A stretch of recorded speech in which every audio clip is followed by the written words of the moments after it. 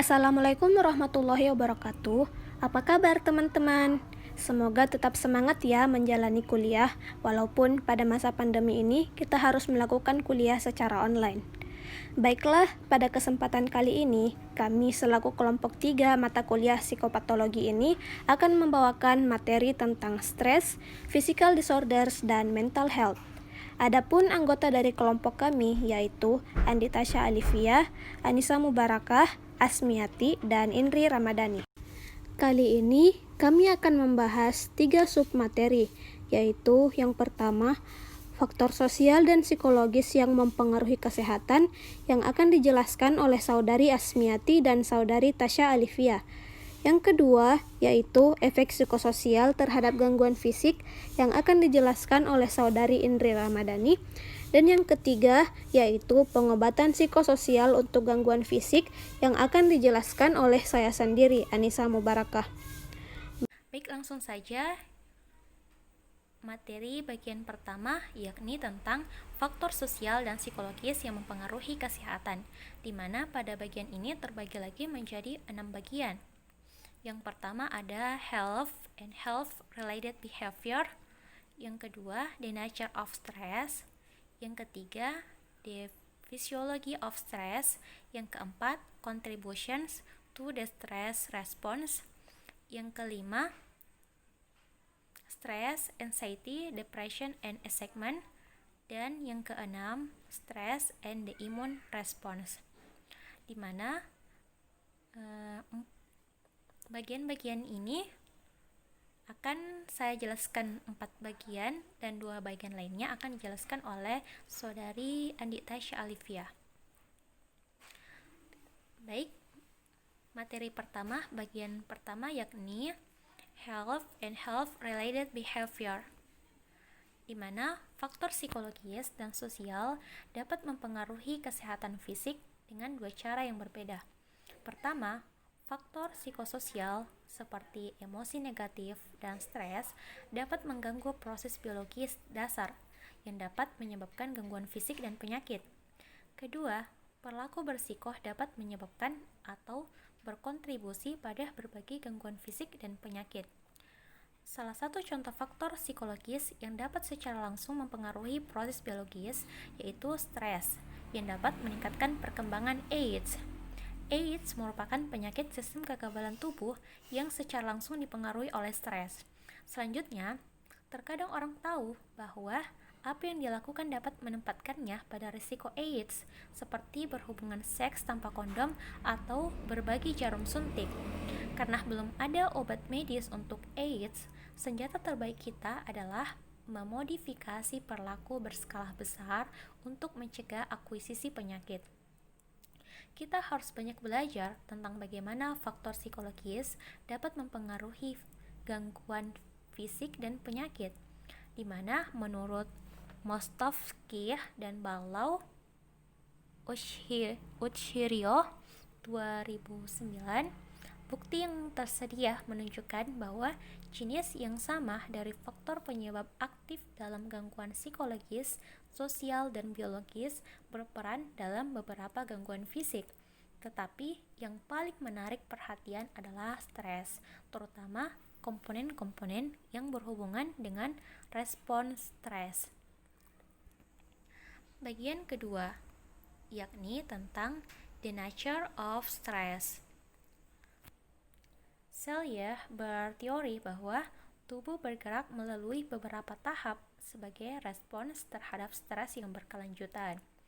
Fase pertama adalah jenis respon alarm terhadap bahaya atau ancaman langsung. Dengan stres yang terus-menerus akan membuat kita lolos ke tahap perlawanan, di mana kita menggerakkan berbagai mekanisme coping untuk merespon stres. Akhirnya, jika stres terlalu kuat atau berlangsung terlalu lama, kita mungkin akan memasuki tahap kelelahan, di mana tubuh akan menderita kerusakan permanen atau kematian. Selye menyebut urutan ini sindrom adaptasi umum atau General Adaptation Syndrome atau yang disingkat GAS. Selanjutnya, Poin ketiga yakni the physiology of stress. Efek fisiologis dari tahap awal stres, efek pengaktifannya pada sistem saraf simpatis yang memobilisasi sumber daya kita selama masa ancaman atau bahaya dengan mengaktifkan organ dalam untuk mempersiapkan tubuh untuk tindakan segera, baik melawan atau lari. Perubahan ini akan meningkatkan kekuatan dan aktivitas mental. Aktivitas sistem endokrin akan meningkat ketika kita mengalami stres, terutama melalui aktivitas eksis hipotalamus, hipofisis, adrenokortikal atau HPA. Meskipun berbagai neurotransmitter mulai mengalir di sistem saraf, perhatian telah banyak difokuskan pada neuromodulator atau neuropeptida, sistem endokrin. Hormon yang mempengaruhi sistem saraf yang disekresikan oleh kelenjar langsung ke aliran darah. Hormon-hormon neuromodulasi ini bertindak sebagai neurotransmitter dalam membawa pesan dari otak ke berbagai bagian tubuh. Salah satu neurohormon, gonadotropin releasing factor atau GRF, disekresikan oleh hipotalamus dan merangsang kelenjar pituitari. Lebih jauh ke bawah rantai sumbu HPA, kelenjar hipofisis bersama dengan sistem saraf otonom mengaktifkan kelenjar adrenal yang mengeluarkan hormon kortisol. Karena keterikatannya yang erat dengan respon stres, kortisol dan hormon-hormon terkait lainnya dikenal sebagai hormon stres. Selanjutnya, sumbu HPA berhubungan erat dengan sistem limbik, hipotalamus di bagian atas batang otak. Berada tepat di sebelah sistem limbik yang berisi hipokampus dan mengendalikan ingatan emosional kita. Hipokampus responsif terhadap kortisol. Ketika dirangsang oleh hormon ini selama aktivitas sumbu HPA, hipokampus akan membantu mematikan respon stres, menyelesaikan putaran umpan balik di antara sistem limbik dan bagian sumbu HPA. Selanjutnya, peningkatan kadar kortisol sebagai respon terhadap stres kronik dapat membunuh sel-sel saraf di hipokampus. Jika aktivitas hipokampus terganggu, kortisol berlebihan disekresikan dan seiring waktu akan membuat kemampuan untuk mematikan respon stres menurun yang mengarah pada penuaan hipokampus. Temuan ini menunjukkan bahwa stres kronis kortisol mungkin memiliki efek jangka panjang pada fungsi fisik, termasuk kerusakan otak. Kematian sel dapat menyebabkan kurangnya kemampuan pemecahan masalah pada orang tua yang pada akhirnya akan menyebabkan demensia. Proses fisiologi ini juga dapat mempengaruhi kerentanan terhadap penyakit menular dan pemulihan dalam sistem patofisiologis lain, di mana kematian sel hipokampus yang berhubungan dengan stres kronis dan kecemasan terjadi pada manusia seperti stres pasca trauma dan depresi, di mana efek jangka panjangnya dari sel ini belum diketahui.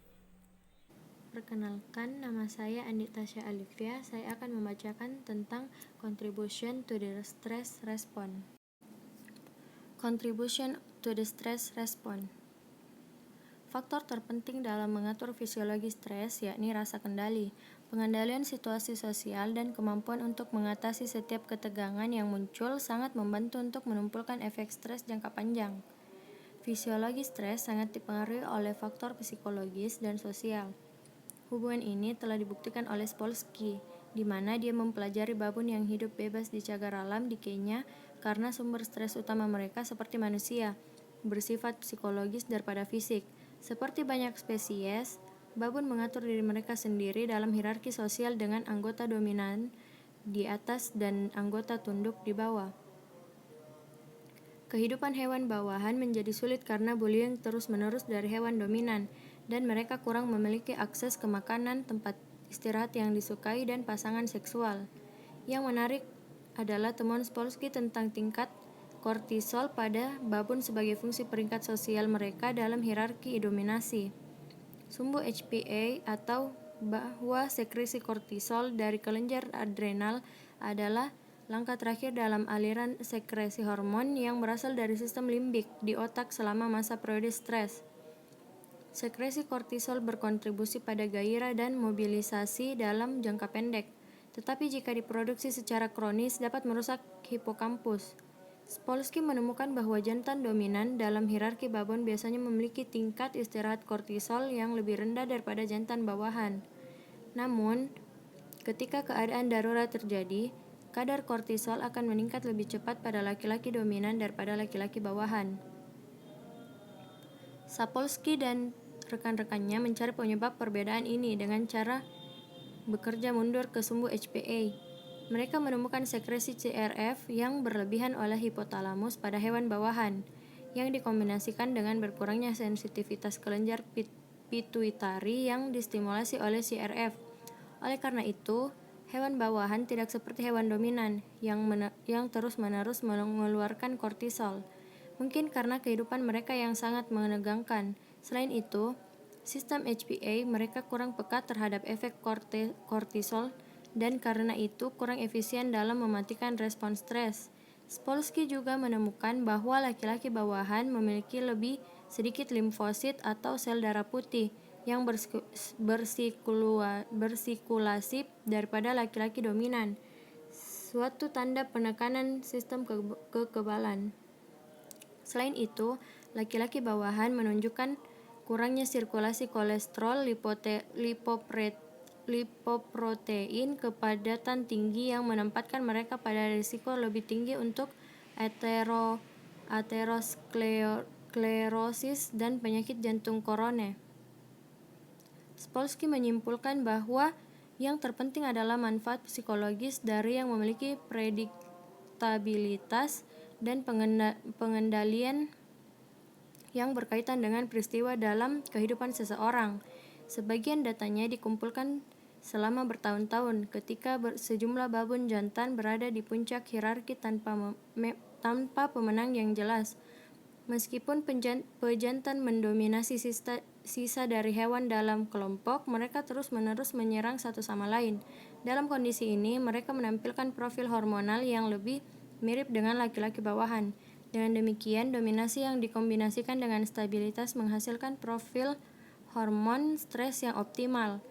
Tetapi, faktor terpenting dalam pengatur fisiologi stres yakni rasa kendali, pengendalian situasi sosial, dan kemampuan untuk mengatasi setiap ketegangan yang muncul sangat membantu untuk menumpulkan efek stres jangka panjang. Stress, anxiety, depression, and excitement. Jenis yang sama dari faktor psikologis terkait stres yang berkontribusi pada perkembangan selanjutnya dari gangguan fisik dan bahwa stres, kecemasan, dan depresi terkait erat.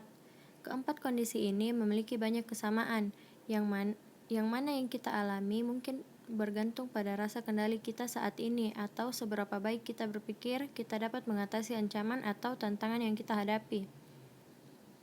Ketika senang, kita mungkin mengalami detak jantung yang cepat, ledakan energi yang tiba-tiba, atau perut yang gelisah. Tetapi jika kita sudah siap menghadapi tantangan, seperti misalnya jika Anda seorang atlet siap menghadapi permainan dan yakin dengan kemampuan Anda, atau seorang musisi, kita pasti akan memberikan penampilan yang luar biasa. Perasaan gembira ini bisa menyenangkan. Terkadang kita menghadapi tugas yang menantang. Kita merasa dapat mengatasinya. Jika kita hanya punya waktu atau bantuan yang kita butuhkan, tetapi karena kita tidak memiliki sumber daya ini, kita merasa tertekan. Dirasa kendali yang tidak memadai merupakan faktor dalam gangguan psikologis dan fisik. Sebagai tanggapan, kita mungkin bekerja lebih keras melakukan yang lebih baik dan menjadi sempurna, meskipun kita berpikir kita akan baik-baik saja pada akhirnya. Jika kita berada di bawah tekanan yang berlebihan, kita mungkin menjadi tegang dan mudah tersinggung atau sakit kepala ataupun sakit perut. Seperti itulah rasanya stres. Jika ada sesuatu yang benar-benar mengancam dan kita yakin hanya sedikit yang dapat kita lakukan untuk mengatasinya, kita mungkin akan merasa cemas. Situasi yang mengancam bisa apa saja, mulai dari serangan fisik hingga mempermalukan diri sendiri di depan seseorang. Saat tubuh kita bersiap menghadapi tantangan, kita terus-menerus mengkhawatirkannya. Rasa kendali kita jauh lebih rendah dibandingkan jika kita stres. Dalam beberapa kasus, mungkin tidak ada situasi yang sulit. Kadang-kadang kita cemas tanpa alasan kecuali karena kita merasa aspek-aspek tertentu dalam hidup kita di luar kendali. Akhirnya, individu yang selalu menganggap hidup sebagai ancaman mungkin kehilangan harapan untuk memiliki kendali dan tergelincir ke dalam keadaan depresi, tidak lagi berusaha untuk mengatasinya. Stress and the immune response. Hampir pasti, efek stres pada kerentanan terhadap infeksi dimediasi melalui sistem kekebalan yang melindungi tubuh dari bahan asing yang mungkin masuk ke dalamnya. Efek merugikan dari stres adalah pada fungsi batang sistem kekebalan. Manusia di bawah tekanan jelas menunjukkan peningkatan tingkat penyakit menular seperti pilek, herpes, dan monokulosis. Bukti langsung menghubungkan sejumlah situasi stres dengan penurunan fungsi sistem kekebalan, termasuk perselisihan perkawinan dan kesulitan hubungan, kehilangan pekerjaan, dan kematian orang yang dicintai. Sheldon Cohen dan rekan-rekannya memaparkan peserta sukarelawan dengan dosis spesifik virus flu dan mengikuti mereka dengan cermat. Mereka menemukan bahwa kemungkinan peserta jatuh sakit secara langsung terkait dengan seberapa banyak stres yang dialami orang tersebut selama setahun terakhir. Cohen dan koleganya juga mengaitkan intensitas stres dan pengaruh negatif pada saat terpapar tingkat keparahan pilek yang diukur dengan produksi lendir. Dalam twist yang menarik, Cohen dan koleganya telah menunjukkan bahwa seberapa bersosialisasinya orang tersebut dengan kuantitas dan kualitas hubungan sosial orang tersebut mempengaruhi apakah orang tersebut turun dengan flu saat terkena virus. Mungkin karena bersosialisasi dengan teman mengurangi stres. Akhirnya, gaya kognitif yang positif dan optimis melindungi dari berkembangnya flu. Ini adalah studi terkontrol pertama yang menunjukkan bahwa stres dan faktor terkait meningkatkan risiko infeksi.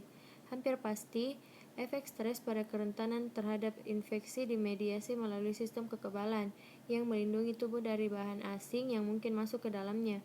Efek merugikan dari stres adalah pada fungsi batang sistem kekebalan. Manusia di bawah tekanan jelas menunjukkan peningkatan tingkat penyakit menular seperti pilek, herpes, dan monokulosis. Bukti langsung menghubungkan sejumlah situasi stres dengan penurunan fungsi kekebalan, termasuk perselisihan perkawinan dan kesulitan hubungan, kehilangan pekerjaan, dan kematian orang yang dicintai. Lebih jauh lagi, peristiwa stres ini mempengaruhi sistem kekebalan dengan cepat. Studi di laboratorium telah menunjukkan respon sistem kekebalan yang lemah dalam waktu 2 jam setelah terpapar stres. Cohen dan rekannya menunjukkan bahwa hormon stres memicu sitokin interleukin 6, suatu komponen sistem kekebalan yang meradang jaringan. Respon inflamasi ini dapat menjadi salah satu mekanisme di mana stres yang juga dapat menyebabkan produk memecah resistensi terhadap infeksi dan cedera.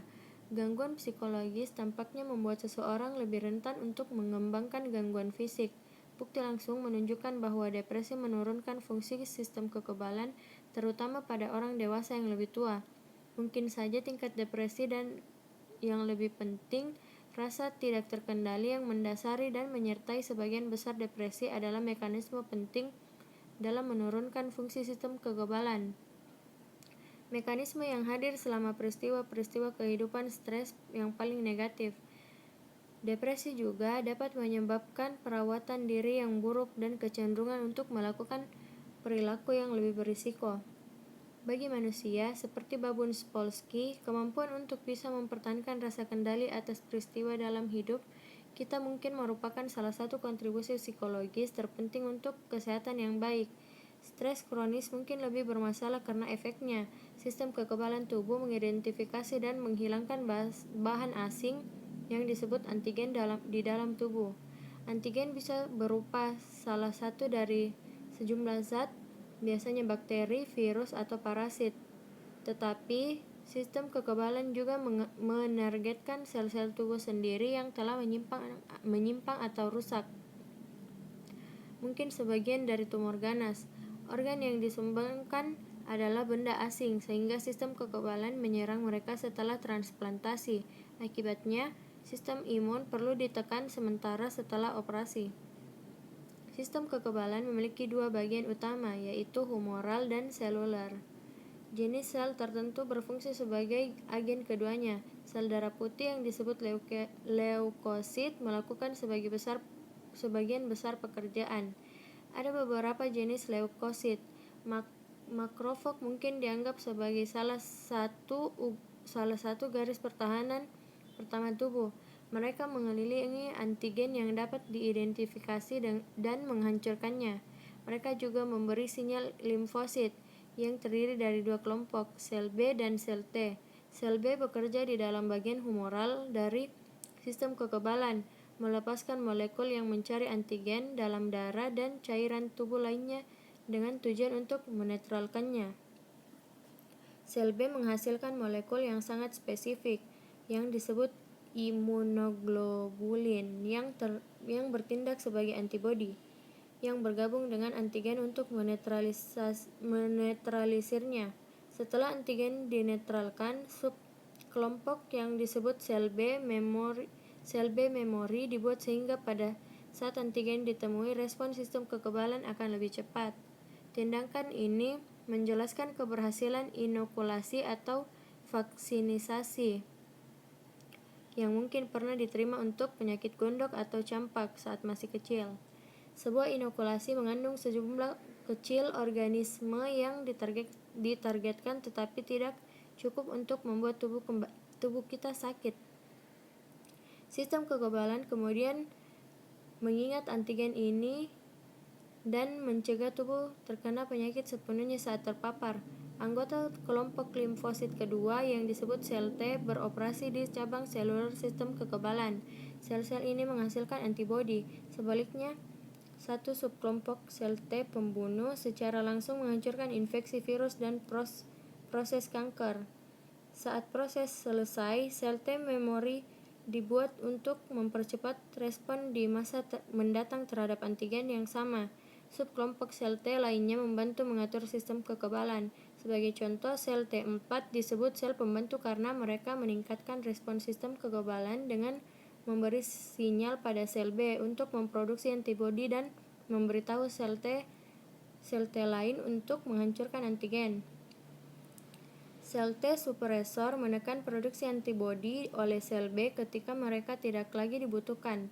Kita harus memiliki T4, dua kali T4 atau pembantu, dua kali lebih banyak daripada sel T penekan.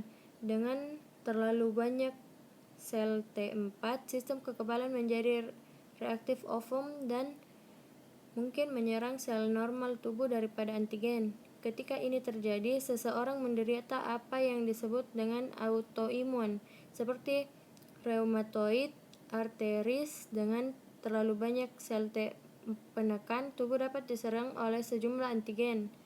Human immunodeficiency virus atau HIV secara langsung menyerang sel T pembantu limfosit yang sangat penting bagi imunitas manusia dan sel, sehingga sangat melemahkan sistem kekebalan dan menyebabkan AIDS. Materi selanjutnya yaitu tentang efek psikososial terhadap penyakit fisik akan dijelaskan oleh saudari Indri Ramadhani. Selanjutnya, efek psikososial terhadap beberapa penyakit fisik seperti penyakit AIDS, penyakit kanker, dan penyakit jantung koroner. Yang pertama, efek psikososial terhadap penyakit AIDS. AIDS sendiri adalah sekumpulan gejala dan infeksi yang timbul dikarenakan rusaknya sistem kekebalan tubuh akibat infeksi virus HIV. Virus ini mengakibatkan penurunan dan kerusakan sistem kekebalan tubuh sehingga orang yang terinfeksi akan menjadi rentan terhadap berbagai macam penyakit. Tingginya pertumbuhan HIV/AIDS di Indonesia dikaitkan dengan 3 hal, yaitu meningkatnya penggunaan narkoba suntik, maraknya seks bebas, dan kelahiran bayi oleh ibu yang terinfeksi HIV. Penyakit HIV/AIDS ini menimbulkan masalah yang cukup luas, baik pada orang yang terinfeksi maupun orang yang hidup bersama penderitanya. Adapun masalah yang muncul diantaranya ialah masalah fisik, sosial, dan emosional. Masalah emosional sangat berkaitan dengan gangguan psikologis seperti cemas, stres, depresi, maupun gangguan emosional lainnya. Di Indonesia sendiri, 60% penderita HIV/AIDS ditemukan mengalami stres, kondisi fisik yang memburuk, ancaman kematian, serta tekanan sosial yang begitu hebatnya menyebabkan penderita cenderung mengalami masalah emosional. Tingginya prevalensi stres di atas, maka dapat disimpulkan bahwa masalah HIV/AIDS ini bukan hanya penyakit menular semata, namun sudah menjadi masalah kesehatan masyarakat yang sangat luas. Ketika individu dinyatakan terinfeksi HIV, sebagian besar menunjukkan perubahan karakteristik psikososial, yaitu hidup dalam stres, depresi, merasa kurang dukungan, dan perubahan perilaku. Stres pada penderita HIV/AIDS akan semakin memperburuk kondisinya. Dampak psikososial pada penderita HIV/AIDS pada awalnya belum memunculkan gejala dan tingkat stresnya masih tergolong ringan. Akan tetapi, seiring berjalannya waktu di mana fungsi imun semakin menurun dan mulai adanya tanda-tanda yang berhubungan dengan HIV seperti kulit ruam, penurunan berat badan yang signifikan, sesak nafas, dan sebagainya, maka di saat itulah cemas, stres, dan depresi penderita semakin meningkat. Dan juga memungkinkan adanya perasaan untuk bunuh diri. Maka dari itu, penanganan yang seharusnya dilakukan tidak hanya dari segi medis, tetapi juga melibatkan aspek-aspek psikososial agar penderita mampu beradaptasi akibat kesedihan, kegelisahan, dan depresi yang dialaminya. Yang kedua, efek psikososial terhadap penyakit kanker. Nah, kanker adalah penyakit sel yang dikarakteristikkan dengan proliferasi sel yang tidak terkontrol. Kanker juga seringkali disebut sebagai tumor ganas. Bahkan masyarakat Indonesia seringkali menganggap kanker sebagai penyakit yang tidak bisa disembuhkan dan bahkan merupakan penyakit pengantar kematian. Nah, jenis kanker terbanyak di Indonesia menurut jenis kelamin yaitu kanker payudara dan kanker rahim pada perempuan, sedangkan pada laki-laki kanker paru-paru dan kanker kolorektal. Namun, kanker payudara lah yang paling banyak dialami. Kanker payudara sendiri adalah tumor ganas yang menyerang jaringan payudara. Ciri-cirinya yaitu adanya rasa sakit pada payudara, benjolan pada payudara semakin membesar, kulit pada payudara mengeriput, dan terkadang keluar cairan atau darah dari puting susu. Selain itu, kanker payudara ini juga merupakan jenis kanker yang memberikan luka pada tubuh. Dan biasanya luka kanker ini akan muncul pada stadium lanjut yang membuat penderita merasa tidak nyaman sehingga mempertimbangkan untuk mencari pertolongan kesehatan. Kondisi ini akan berdampak pada psikologis penderita seperti perubahan citra tubuh, konsep diri, hubungan sosial, dan lainnya. Dampak psikososial yang dialami penderita kanker payudara itu ialah stres yang akan mempengaruhi kualitas hidupnya. Selain itu, penderita juga akan mengalami kecemasan terhadap respon pasangannya karena penderita merasa sudah tidak menarik lagi dan tidak diinginkan lagi. Lalu, kecemasan dan depresi seringkali dirasakan ketika telah berada pada tahap lanjut, menjalani pengobatan, menunggu hasil uji diagnostik, dan sebagainya. Sedangkan pemicu stres sendiri biasanya berasal dari hilangnya kemandirian dan kontrol diri, keputusasaan, ketidakberdayaan, perubahan citra diri dan fungsi tubuh, serta menjelang kematian.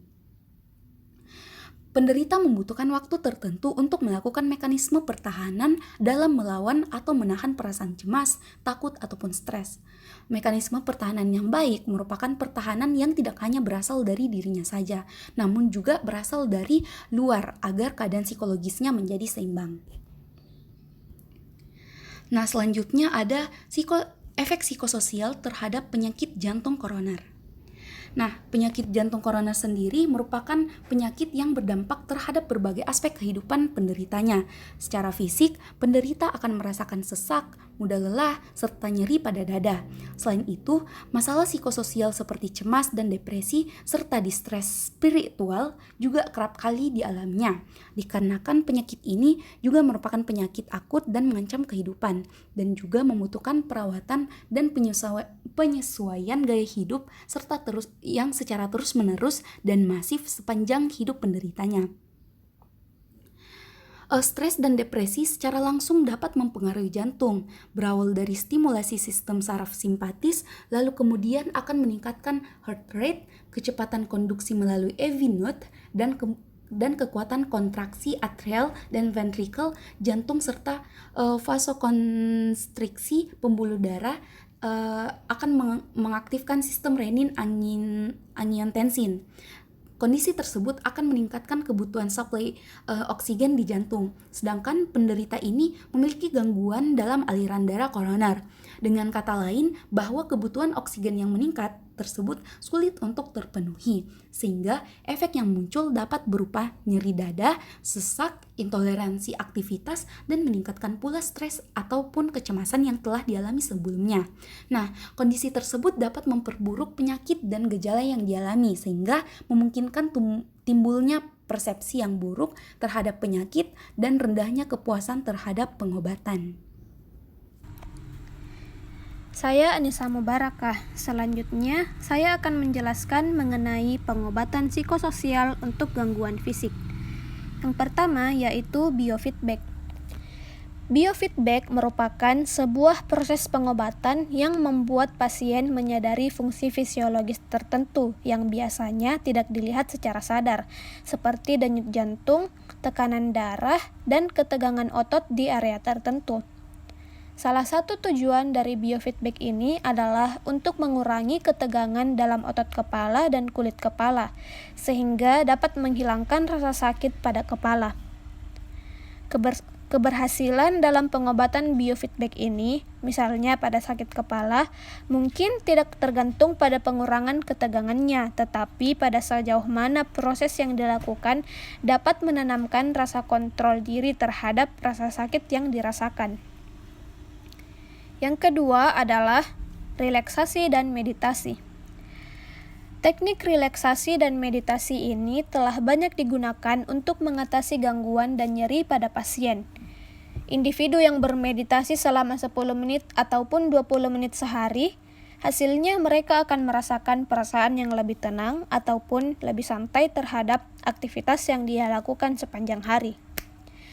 Relaksasi dan meditasi hampir selalu menjadi bagian dari program manajemen rasa sakit yang komprehensif. Selanjutnya yaitu program pengurangan stres dan nyeri yang komprehensif. Dalam program Own Stress Management, individu berlatih berbagai prosedur manajemen stres yang disajikan kepada mereka dalam buku kerja. Pertama, mereka belajar untuk memantau stres mereka secara erat dan untuk mengidentifikasi peristiwa stres dalam kehidupan sehari-hari. Di sini, klien diajarkan untuk dapat merekam secara spesifik waktu mereka mengalami stres, intensitas stres, dan apa yang menyebabkan mereka stres. Mereka juga mencatat gejala somatik dan pikiran yang terjadi ketika mereka stres. Semua pemantauan ini menjadi penting dalam melaksanakan program, tetapi juga dapat membantu dengan sendirinya karena mengungkapkan pola yang tepat tentang apa saja hal yang dapat menyebabkan stres, serta membantu klien mempelajari perubahan apa yang harus dilakukan untuk dapat mengatasi stres secara lebih baik. Adapun intervensi lain yang dapat dilakukan yang bertujuan untuk mengubah perilaku yang tidak aman seperti praktik seksual, merokok, dan kebiasaan makan yang tidak sehat. Upaya tersebut telah dilakukan di berbagai bidang, yaitu termasuk diantaranya cedera pengendalian, pencegahan AIDS, kampanye berhenti merokok, dan program untuk mengurangi faktor risiko penyakit seperti PJK atau penyakit jantung koroner. Demikianlah penjelasan dari kelompok kami. Mohon maaf apabila terdapat salah-salah kata. Thank you so much for your attention and stay safe everyone. Wassalamualaikum warahmatullahi wabarakatuh.